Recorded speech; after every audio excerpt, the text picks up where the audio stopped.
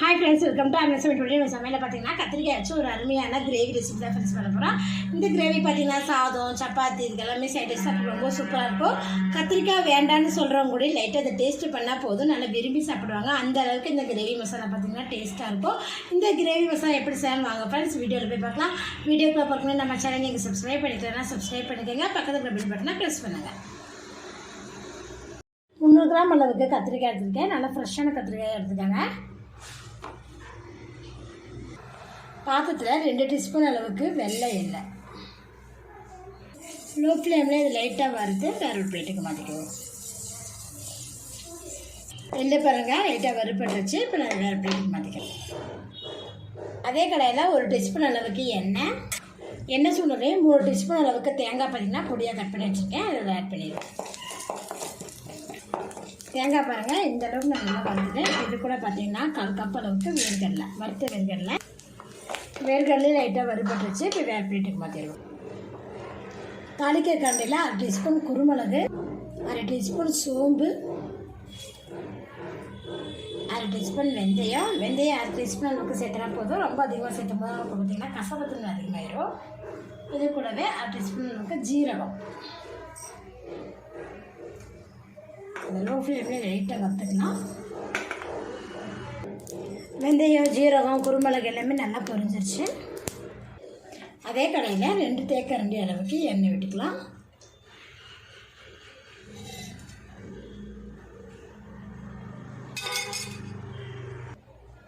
கத்திரிக்காயில் இருக்கிற மேலே இருக்கிற அந்த காம்புகளை மட்டும் கட் பண்ணிவிட்டு பாருங்கள் 4 கீரைலாம் போட்டு வச்சுருக்கேன். அதில் சேர்த்துக்கலாம்.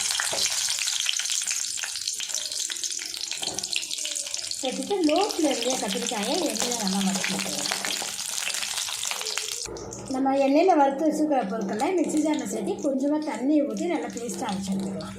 லோ ஃப்ளேம்லேயே கத்திரிக்காய் பாருங்கள் இந்த அளவுக்கு நான் நல்லா வதக்கிட்டேன். இப்போ இதை வச்சு வேறு பொருளுக்கு மாற்றிக்கலாம். அதே கடையில் 1 டீஸ்பூன் எண்ணெய் சேர்த்திக்கலாம். ஏன்னா மசாலா கத்திரிக்காய் செய்கிறங்காட்டி எண்ணெய் கொஞ்சம் கூடுதலாகும்.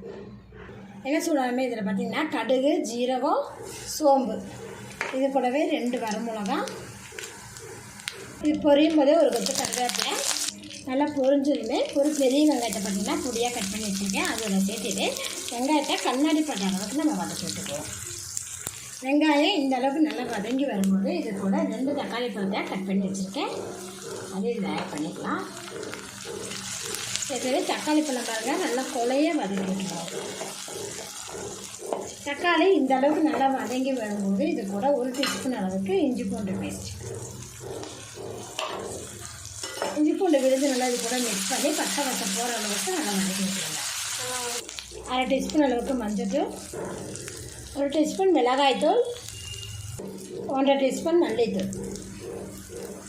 மசால் பொடிக்கல லோ ஃப்ளேமில் வதக்கிடுங்க. மசால் பொடியில் நல்லா வதக்கி விட்டதுக்கப்புறம் நம்ம அரைச்சி வச்சுருக்கேன் விழுதுகளை சேர்த்துடலாம். விழுதுகளை இது கூட மிக்ஸ் பண்ணி ஏற்கனவே நம்ம வதக்கி தான் அரைச்சிருக்கோம். அதனால் லைட்டாக வதக்கி விட்டால் போதுமானது. மசாலா நல்லா வதங்கியுமே இது கூட 1 கப் அளவுக்கு நான் தண்ணி சேர்த்துக்கிறேன். நம்ம மிக்ஸில் அரைச்சோம்னா அதிலே தண்ணி சேர்த்து ஆட் பண்ணியிருக்கேன். ஹை ஃப்ளேமில் 5 நிமிஷம் நம்ம இதை பாயில் பண்ணிக்கலாம். 5 நிமிஷம் ஹை ஃப்ளேமில் நல்லா பாயில் பண்ணிட்டேன். இப்போ இதில் பார்த்தீங்கன்னா நம்ம எண்ணெயில் வதக்கி வச்சுருக்கிற கத்திரிக்காயில் இதில் சேர்த்திட்டு கூடவே தேவையான அளவுக்கு சால்ட் ஆட் பண்ணிக்குவோம். சால்ட்டு சேர்த்துட்டு இதை நல்லா மிக்ஸ் பண்ணி விட்டுருங்க. மிக்ஸ் பண்ணி விட்டுட்டு மீடியம் ஃப்ளேமில் 10 நிமிஷம் நம்ம பாயில் பண்ணிக்கலாம்.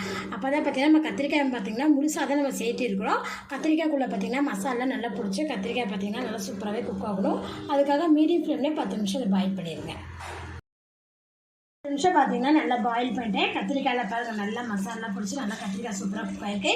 எண்ணெயெல்லாம் பார்த்திங்கன்னா தெரிஞ்சு வந்துச்சு பாருங்கள். இப்போ நம்ம ஸ்டவ் ஆஃப் பண்ணிடலாம். இந்த கத்திரிக்காய் மசாலா நீங்கள் வீட்டில் செஞ்சு பாருங்கள் ஃப்ரெண்ட்ஸ். இந்த வீடியோ பிடிச்சி லைக் பண்ணுங்கள். மறக்காமல் அமேசான் சேனலை சப்ஸ்கிரைப் பண்ணிக்கோங்க. நன்றி.